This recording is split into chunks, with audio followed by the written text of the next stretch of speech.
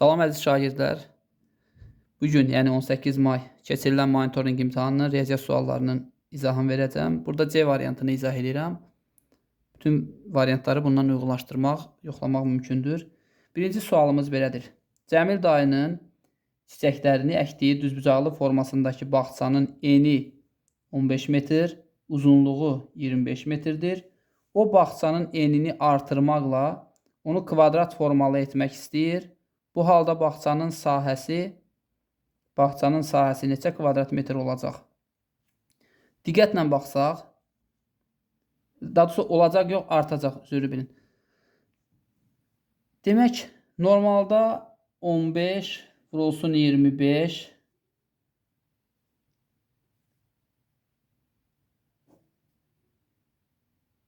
375 olacaqdır, düzdür?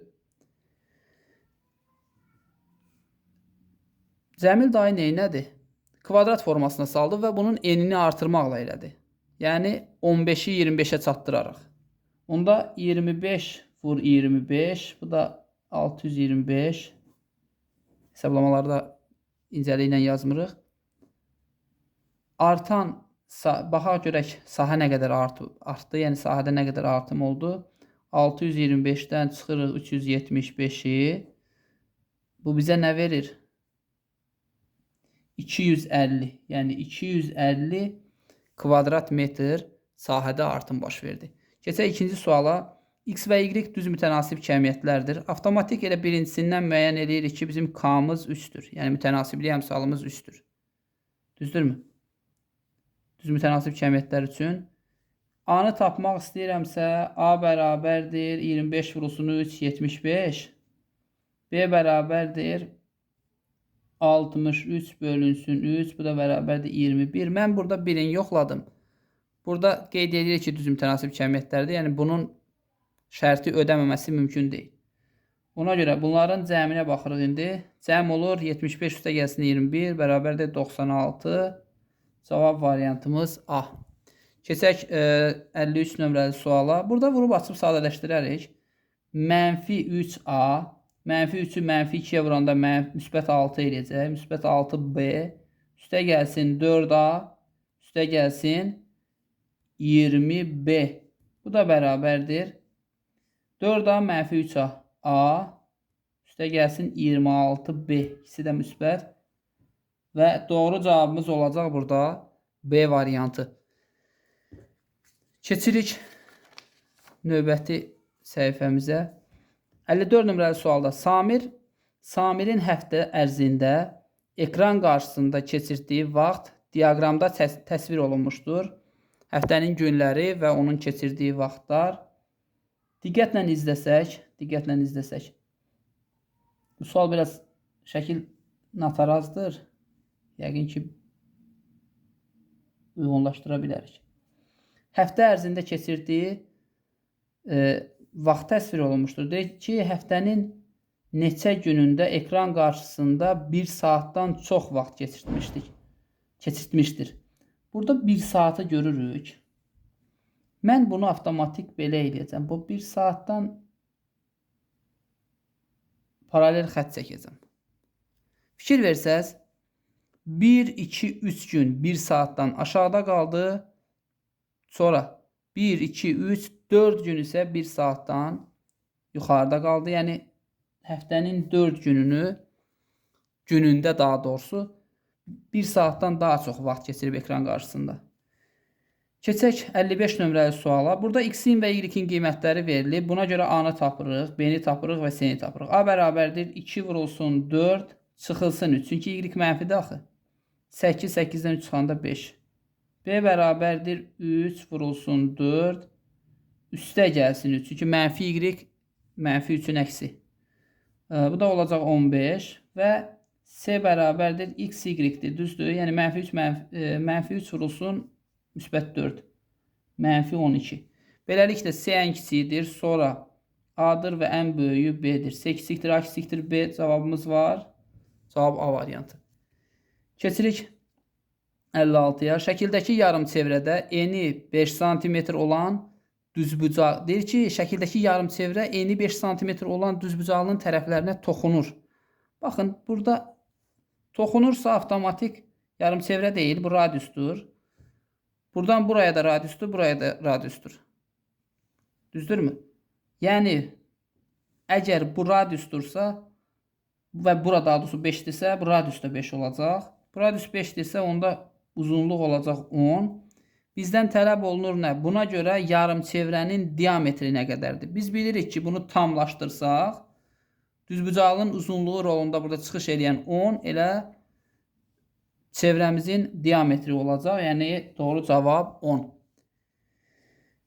Demək, 57 nömrəli sualda düzbucaqlı formasındakı bağçanın eni 54 metrdir, uzunluğu 24 metr. Bu bağçanın ətrafına bərabər aralıqla və hər 4 küncdə, yəni eyni tutaq ki, belə bir şey, ağac əkilməkdə ən az neçə ağac əkilə bilər? Bu zaman biz əbob 18 və 24'ü tapırıq. Yəni 18'i və 24'ü maksimal olaraq hansı neçə metrdən bir aralıqlara bölmək olar da, yəni tam bölünsün. Bu da ki, bizə nə verir? 6 verir. Yəni 18'in və 24'ün bölünə biləcəyi maksimal ədəd 6'dır. Onda perimetri tapırıq. P bərabərdir. 18 üstə gəlsin 24 vurulsun 2. Bu da bizə 84 verir. 42, 84. 84 metr uzunluğunda bir perimetrdir. Onu 6'ya bölürük.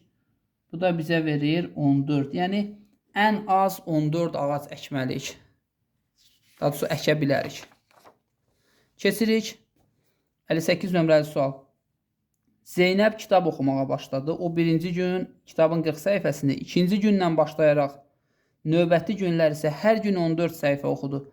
Deyir ki, aşağıdakı riyazi ifadələrdən hansı Zeynəbin x gündə oxuduğu səhifə sayını ifadə edir? Biz bilirik ki, birinci gün keçib, düzdür? Və həmin gündə 40 səhifə oxunub. Ümumi x gün əgər oxuyacaqdırsa, demək bizim qaldı x sıxılsın bir günümüz. Onu da vururuq 14 səhifəyə. Var mı belə bir cavabımız? 40 üstə gəlsin D variantı.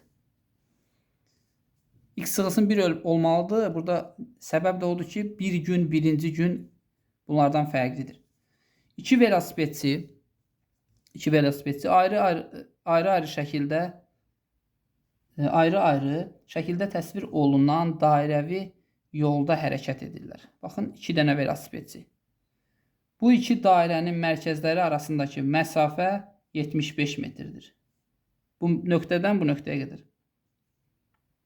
Birinci bu yolun radiusu 30 metrdir. İkinci yolun radiusu 20 metrdir. Buna görə aşağıdakılardan hansı doğrudur? Demək 30 və 20, 50, arada qaldı 25. Burada şagird üstündə doğru qeyd edilib. Oxuyaq. İki velosipedçi bir-birinə ən az 20 metr məsafəyə qədər yaxınlaşa bilər. Ən az 20 metr məsafəyə qədər yaxınlaşa bilər. İkinci suala baxaq. İki velosipedçi arasında məsafə 10 metr ola bilər. Xeyr, heç bir halda 10 ola bilməz. Bunu nəzərimizdə saxlayırıq. İki velosipedçi bir-birindən ən çox 125 metr uzaqlaşa bilər. Baxaq görək. Buradan bura 75-dir. Düzdür? 75-dir. Burası 20-dir. 95. Burada 30, 125. Burada baxırıq. İki velosipedçi bir-birindən ən çox 125 metr uzaqlaşa bilər. İki velosipedçi arasındakı məsafə 140 metr ola bilər. Bu ola bilməz. Burada biraz iki velosipedçi bir-birinə ən az 20 metr, ən az 20 metr məsafə. Üzrü bilinir. Burada 20 yox, 25'ə qədər yaxınlaşa bilər. Demək ki, burada doğru cavab nə oldu? C variantı. İki velosipedçi bir-birindən ən çox 125 metr uzaqlaşa bilər. Yəni, bu velosipedçi olacaq burada, digər velosipedçi olacaq burada, 75 ortada, 30 burada, 105, bu da 20, 125. Doğru cavab budur. Keçirik növbəti sualımıza. Ədəd oxunda 72,53 onluq kəsri hansı natural ədədə daha yaxındır? 72-yə mi, 73-ə mi? Digərlərinə baxmırıq. Təbii ki, burada 72 və 73-dən daha yaxını yoxdur. 72,5 ortada durur. 72 ilə 73-ün ortasında durur. 72,53-dürsə artıq biraz 73-ə daha yaxındır. Yəni, elə bil bunlar arasındakı məsafə 0,47 olduğu təqdirdə 72 ilə arasındakı məsafə isə 0,53 olur. Ona görə 73-ə daha yaxın olur. Sonra 2012-ci ildə mağazalar şəbəkəsinin 7 filialı vardı. Neçə filial? 7 filial. Neçənci ildə? 2012-ci ildə. Bundan sonra hər il 4 yeni filial açıldı. Digər mağazalar şəbəkəsində isə eyni il, yəni 2012-də 13 filial vardı. Bundan sonra hər il 2 yeni filial açıldı. 2012-dən etibarən neçə il sonra bu iki şəbəkənin filiallarının sayı eyni oldu. Aşağıdakı tənliklərdən hansı məsələnin həlli üçün uyğundur? Baxaq görək. 7 filial var idi. Hər il 4 filial açıldı. 4x bərabərdir. 13 filial var idi. Hər il 2 filial açıldı. 2x 7 üstə gəlsin 4x bərabərdir. 13 üstə gəlsin 2x. Bunun üçün doğru olan tənlikdir. Keçək 65 nömrəli suala baxaq. Lalə lövhədə qeyd olunan ədədi 201-ə vurmalı idi. Lakin o sıfırı unudaraq 201 əvəzinə 21 yazdı və nəticədə 378 aldı. Lalə hansı nəticəni almalı idi? 21-ə vurub, yəni x vurulsun 21 bərabərdir 378. Bu ədədi tapaq. X bərabərdir. Bu bir dəfə 168 8 dəfə. Demək ki, nəyə vurmalı idi? 18-ə vurmalı idi. Onda 201-i vururam 18-ə. 201-i də 18-ə vuranda 218-ə vuranda 3600, bir dənə də 18 əlavə olunacaq üstünə. Bir də hesablamırıq. 3618. 66 nömrəli suala baxaq. Vüqar 5 manat pul xərcləyərsə, onun qalan pulu 9 manatdan çox, 12 manatdan az olacaq. Vüqarın y manat pulu varsa, 5 manat xərclədikdən sonra qalan pul üçün uyğun bərabərsizliyi yazın. 9-dan çox, 12-dən az. Şərtlərə baxın, 9-dan çox, 12-dən az. Y manat pulu var, 5 manatını xərclədi. 9-dan çoxdur, 12-dən də azdır. Burada üstə gəlsin y yox, xərclənirsə pulu azalır. Digər variantlarında heç biri. Demək, keçək 67 nömrəli suala. 67 nömrəli sualda açıq boz rəngli isə baxın buradır. Burada görünmürdü. Və görürük ki, bu 12-dir. Bu da 9-dur. 12-ni 9-a vuranda 96 eləyir. Əgər bura 93-dürsə, bu ortaq hissəyə duran 96 çıxılsın 93 bərabərdir 3 olacaq. Yəni, bura olacaq 3 kvadrat santimetr. Onda digər hissə, yəni tünd boz rəngli hissə olacaq. Nə qədər? 80 çıxılsın 3 bərabərdir 80 çıxılsın 3. Bağışlayın, burada 12 vurulsun 9. 12 vurulsun 9. Burada 96 yazdım, üzrü bilin. 108. 108-dən də 93-ü çıxdıq. Qaldı 15. 15 və 80-dən də 15-i çıxırıq. Burada 25 görünürdü. Uşaq düz yazılmış. 15. Bu da bərabərdir 65 kvadrat santimetr. Keçək növbəti suala. Gəmiyə hər birinin çəkisi 2 ton olan metal bloklar yüklənmişdir. Yüksüz gəmi 50 tondur. Yüksüz gəmi 50 tondur. Təlimata əsasən gəminin su üzərində qalan bilməsi üçün yüklə birlikdə çəkisi 75 ton tondan az olmalıdır. Bunu aşağıdakı bərabərsizlərdən hansı ilə ifadə etmək olar? Burada X gəmiyə yüklənən metal blokların sayını göstərir. 2 tondur. 70 ton, 50 ton bizim gəmimizdir. Üstə gəlsin 2x kiçik olmalıdır 75-dən. 50 üstə gəlsin 2x kiçikdir 75 D variantı. Sonra baxaq. Aşağıdakılardan hansı iki düz xəttin kəsişməsindən alınan bucaqlar ola bilər? Diqqətlə baxaq. 80, 110, 70, 100. Bu ola bilməz. Niyə? Kəsişən iki düz xəttlər arasında qalan qarşılıqlı bucaqlar bərabər olmalıdır. Qonşuların da cəmi 180 dərəcə olmalıdır. Ona görə 25, 25, 150. Bu da ola bilməz çünki cəmi 180 eləmir. 40, 140, 40, 140. Bəli, cavab budur. Çünki həm qonşuluq, həm qarşılıqlı bucaq şərtini ödəyir. Keçək növbəti suallarımıza baxaq. Demək, aşağıdakı fiqurlardan hansının 4 simmetri oxu var? Daha sonra başlayın, hansılarının 4 simmetri oxu var? Biz burada fikir versək, birincisində simmetri oxu 1, 2, bölsək belə 3, 4. Ayrı da simmetri oxu var mı? Xeyr, ayrı simmetri oxu yoxdur.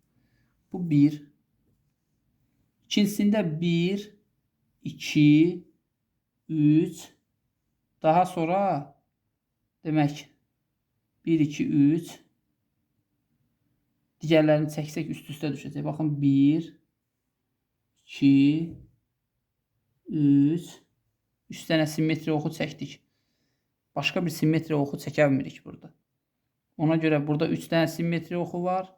Burada simmetri oxlarının sayına baxaq. 1, 2, sonra 3 çəkmək istəsək, fərqli bir şeylər alınır.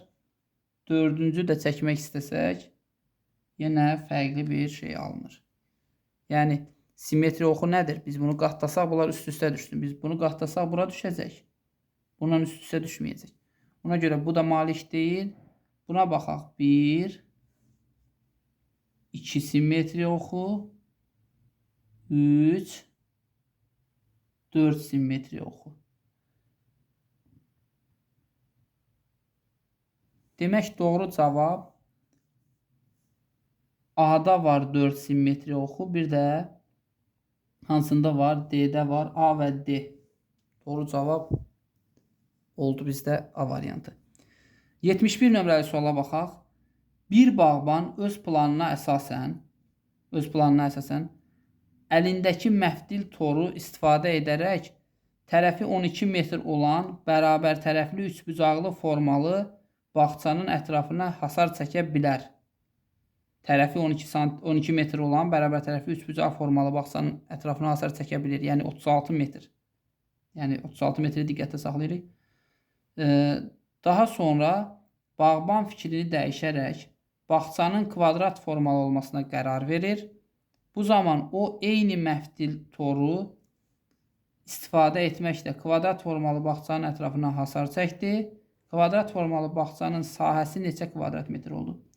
Biz burada diqqətlə baxsaq, əgər tərəfi 12 metr olan bağçanın üçbucaq formalı bağın ətrafına hasar çəkə bilirsə, 3 vurulsun 12 bərabərdir 36 metr. Demək, bunun nəyi var?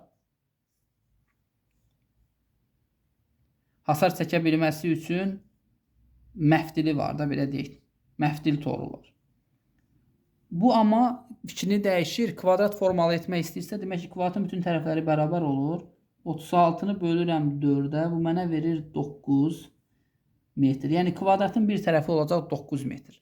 O zaman sahədən danışırıqsa 9 vur 9 bərabərdir 81 kvadrat metr olacaq. Doğru cavab 81 kvadrat metr. 72 nömrəli sualda baxaq. Deyir ki, paraqrafda 2 sütunlu diaqram 4 il ərzində bir musiqi məktəbi. Üzrü bilim. Burada demək paraqrafda 2 mötərizənin içində verilib. Mötərizə gözümə çarpmadı. Paraqrafda 2 sütunlu diaqramda, yəni paraqrafda burada qeyd edilir ki, paraqraf 2 sütunlu diaqram şəklində verilib. 4 il ərzində bir musiqi məktəbində təhsil alan şagirdlərin sayı haqqında məlumat təsvir edilmişdir. Yəni bu paraqrafda bu məlumat təsvir edilmişdir. 2021-ci ildə bu musiqi məktəbindəki oğlanların sayı 2023-cü ildə musiqi məktəbindəki qızların sayından neçə nəfər çoxdur? Diqqətlə baxsaq, 2021-ci ildə musiqi məktəbindəki oğlanlar, burada birinci nisbətən açıq olan qızları göstərir, ikinci sütun oğlanları göstərir. Ona görə oğlanların sayı burada 70'i bildirir. 2021'də oğlanlar 70 nəfər, 2023'də qızlar 50 nəfər. Baxın, 2023'də qızlar 2023'də qızlar 50 nəfər. Neçə nəfər çoxdur? 20 nəfər çoxdur. Və keçək sonuncu suallarımıza baxaq. Bilik yarışında iştirak edən 48 şagirddən 28'i yarımfinal mərhələsinə vəsiqə qazanmışdır. Yarışda iştirak edən şagirdlərin neçə faizi yarımfinalda iştirak edəcək? 12'si yarımfinala nə edib? Vəsiqə qazanıb. Onda 12'ni bölürük 48'ə, vururuq 100%'ə. 1, burada 4, buradan da ixtisar elədik 25. Yəni 4də biri də 25% vəsiqə qazanıb yarımfinala. Müsabiqədə iştirak etmiş şagirdlərin fənlər üzrə faiz göstərisi diaqramda təsvir edilmişdir. Bu müsabiqədə təbiət fənni üzrə 28 şagird iştirak etdiyinə görə riyaziyyat fənni üzrə neçə şagird iştirak etmişdir? Diqqətlə baxsaq, burada biraz rənglər qarışıb. Demək biz indi uyğunlaşdırarıq. Qara rəngli riyaziyyatdır, nisbətən tünd rəng. Sonra 33%-ə uyğun bu rəng tarixə uyğun gəlir. İnşallah ki, səhv eləmirik bu rəngləri seçəndə. Təbiət 14'dür. Xarici dildəki 28'dir.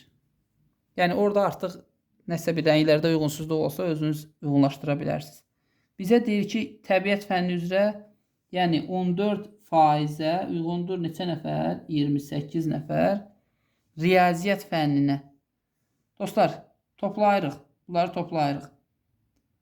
28, 14, 42, bu da 33, 75. Riyaziyyata qaldı nə qədər?